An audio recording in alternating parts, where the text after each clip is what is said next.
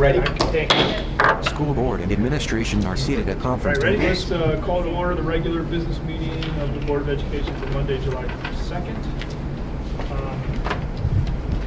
Let's stand for a second. Yes. Yep. That's a good plan. All right. Pledge allegiance to the flag of the United States of America and to the republic for which it stands, one nation, under God, indivisible, with liberty and justice for all. Alrighty.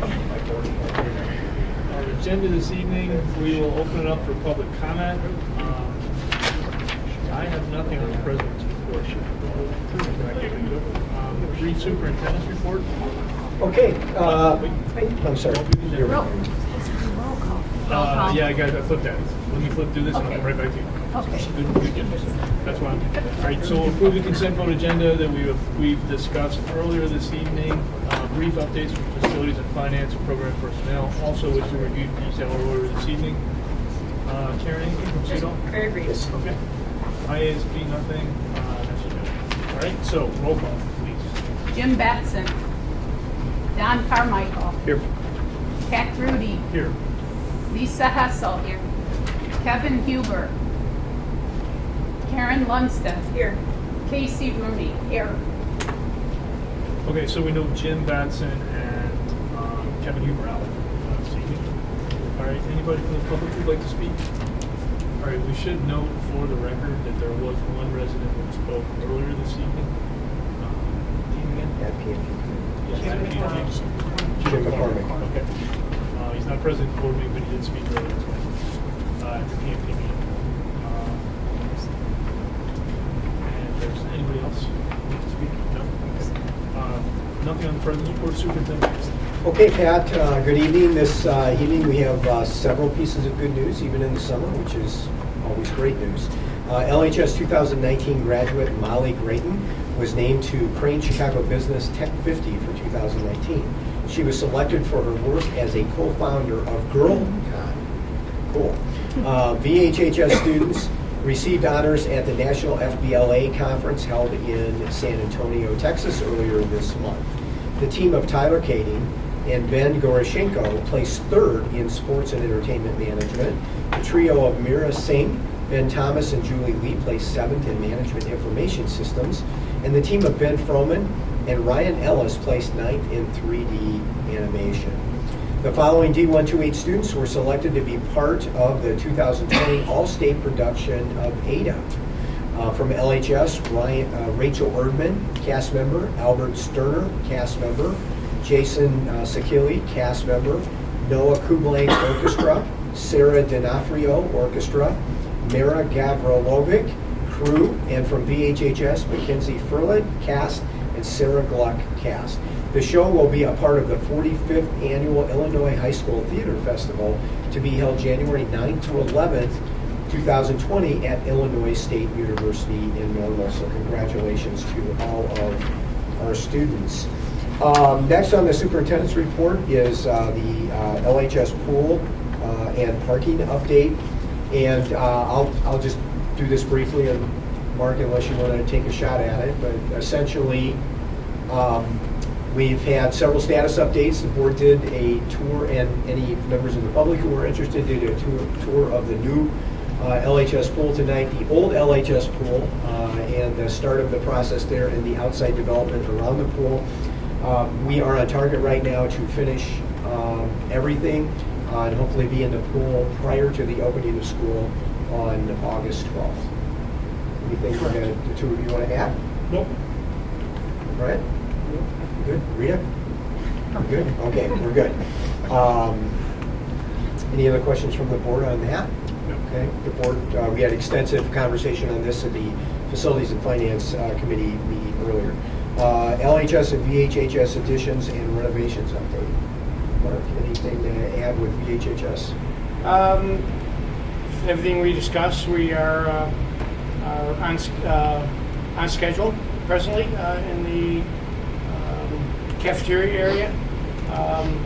We are a little behind in the out in the classroom area and the gym addition due to some permitting with sewer and water, but we are confident we can make up the time. Things are moving forward. We are making good progress over here at the LHS old pool renovation. We are on schedule with that. The majority of the heavy demolition has been completed, and the rest of it will be completed before school opens on August 12th.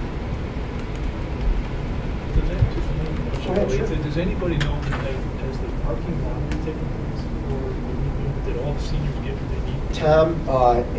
Tom communicated with us today and said they believe that all the seniors who wanted to park on lot will be able to park this year, and that is largely due to continued high number of students who are carpooling. Now, remember, we're actually lost some spots because of the construction of the old pool, right? The demolition of the old pool. And so that's current as of today. So it looks like everyone that wanted, all seniors who wanted a parking space, it appears to them will have a parking space in the fall, even with the loss of, and that is because the carpooling has been very popular again. Are they doing the patron space thing? Oh, yeah. Yeah. That'll be cool. That's always We should recognize them. Okay. Yeah, we can do that. All right. Okay, anything else on additions? Okay.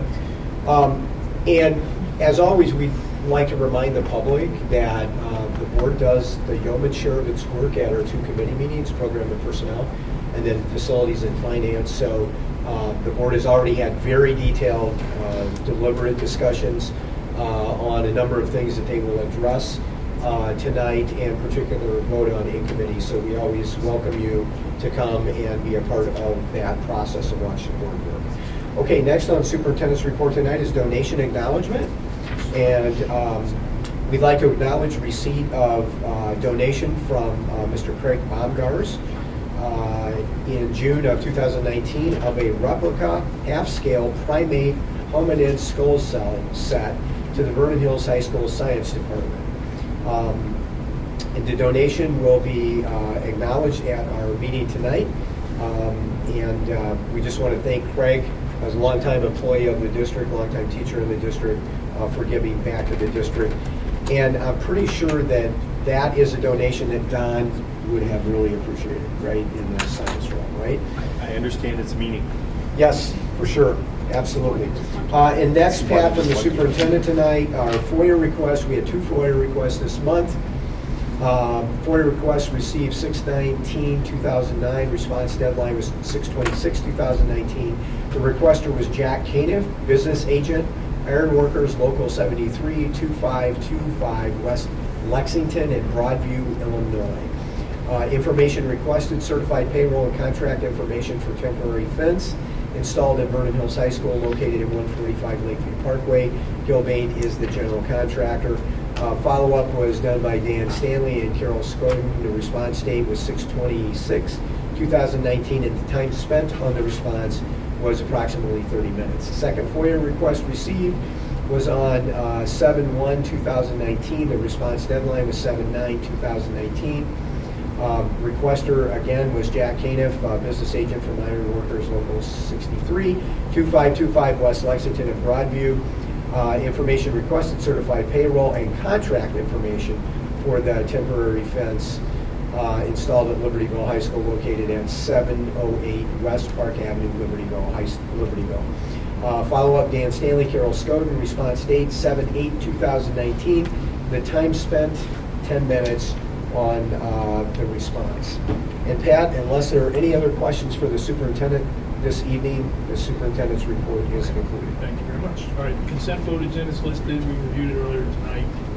Committee, can I ask for a motion to approve the consent vote as listed, agenda as listed? I second. Any discussion?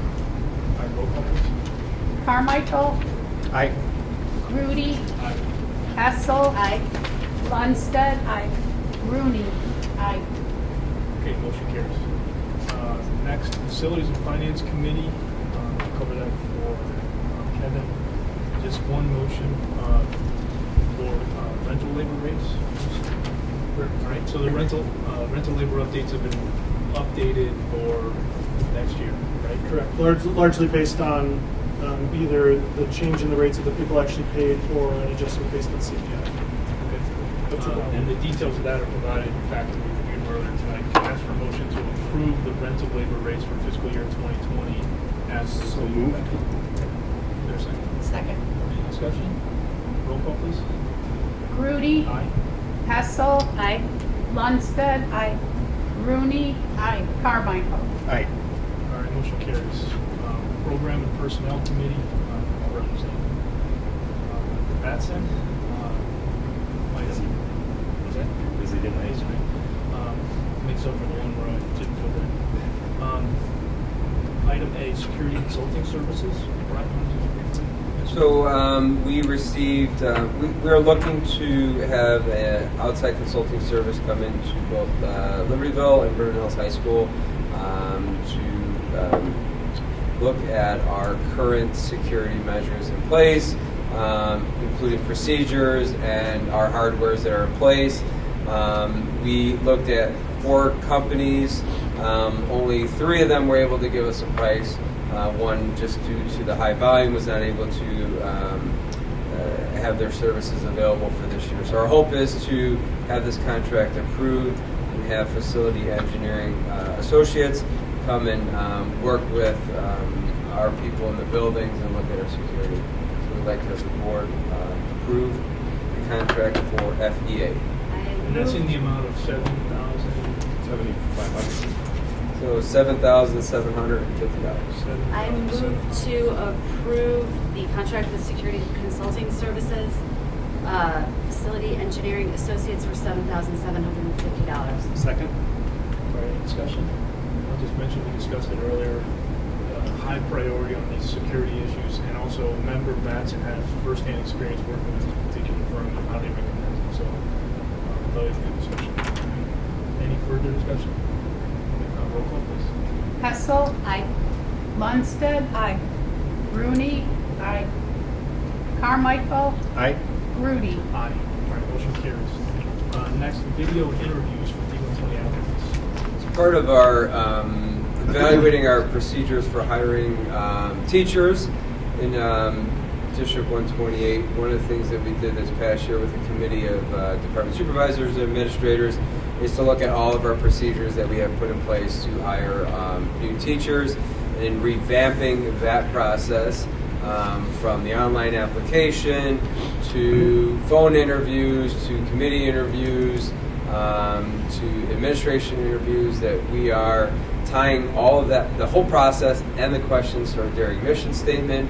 And one of the things that we would like to incorporate into that process to help our department supervisors choose the best candidates is the video interviewing interface that could be interfaced with our online application. So all of our applicants will go through an online paper screening, but also a video interview that would be in place for our department supervisors or any administration to be able to view as we're looking at our candidates. So our recommendation is for using Riv's video interviewing, and I did look at a couple companies that interface. The pricing was all about the same, but the interface with our current software. And so our recommendation is for using Riv's, RIVS, video interviewing. And that also is like $7,500. Right, so is there a motion? I motion to approve the contract for Ribs video interviewing in the amount of $7,500 for video interviews for D128 applicants. Second? Any discussions? Roll call. Lundstedt. Aye. Rooney. Aye. Carmichael. Aye. Grudy. Aye. Hessel. Aye. Right, motion carries. Next, resolution to regulate expense reimbursements for board policy 7125, board member compensation expenses, 560 expenses. So this annual resolution is in place. So when you're looking at board members that attend yearly conference, that you're reimbursed on the same level that all of our staff members are reimbursed, and that's in Board Policy 560 under expenses. So this annual resolution allows you to review what the board policy is in place and to make sure that we are following those procedures yearly. And Brian, it is, I think you had mentioned in committee meetings that the state does not require us to do this annual. However, we have a history of doing it annually for transparency with our public. Is that correct? That's correct, yeah. Okay. And what the law requires is some type of periodic review. It's very vague on what it is. We established kind of when it started, annual is probably a good practice for us. All right, so Brent, can you just clarify what specifically is the motion requiring the vote to be read? Motion to approve the resolution. Yeah, motion to approve the resolution. To regulate things. Yep. So, yeah, that's it. So under, it's under Board Policy 2125, and then there's an exhibit attached to that board policy, which is the resolution. And that resolution then, when you approve it, will show up with the new date every year. Okay. Yes, go ahead. I motion to approve the resolution to regulate expense reimbursements for board members. You want to list the whole thing? Just say for board policy 2125. Board policies 2125 and 560. Second. All right, any discussion? Have roll call, please. Rooney. Aye. Carmichael. Aye. Grudy. Aye. Hessel. Aye. Ludwigsen. Aye. Okay, motion carries. All right, there were a number of board policies that were modified and discussed earlier this evening. Those are first readings, so those will come back to us again next month for approval. Are there any other topics on this? Can I go back? I was going to say something when we were talking about the video interviews, and I decided to hold it. And I think I want to mention, just for the benefit of the public, that the video interviews are not taking place of the in-person interviews that are a normal part of our hiring process. This is simply technology allowing us in the application process to add one more layer of screening in this initial screening process. So I just wanted to be sure you mentioned All that. right. Cedal. Hey, I just wanted to make you guys aware, in the spring, there was an incident occurring at CEDAW that was confidential at the time, but is now been announced publicly. Began with one paraprofessional. It was discovered that one was not following the procedures in dealing with behavioral issues with the student, and then when they went back to review video footage, they were able to confirm that and find other incidents with that particular paraprofessional and another. So those folks were removed from the classroom and ultimately resigned, and that's taking on its own. It's either done with CEDAW, but that's continuing on the system of the CEDAW is actually then, of course, reviewing their policies, making sure that their staff is well trained, taking another look at everything that they're doing. And this in particular was having to do with the students who are there for they're receiving. So there's letters that have gone out to the parents. It's public. I think it's probably been in the papers by now. Yes. But just they did make the governing board aware of it and asked us to just kind of like an executive session, keep it quiet, keep it confidential until they take it further along. So I just want to make you aware of it. We want more specific information about exactly what they're doing. I'd be able to share that. Just so you're informed. All right, thank you. No ISD, anything else?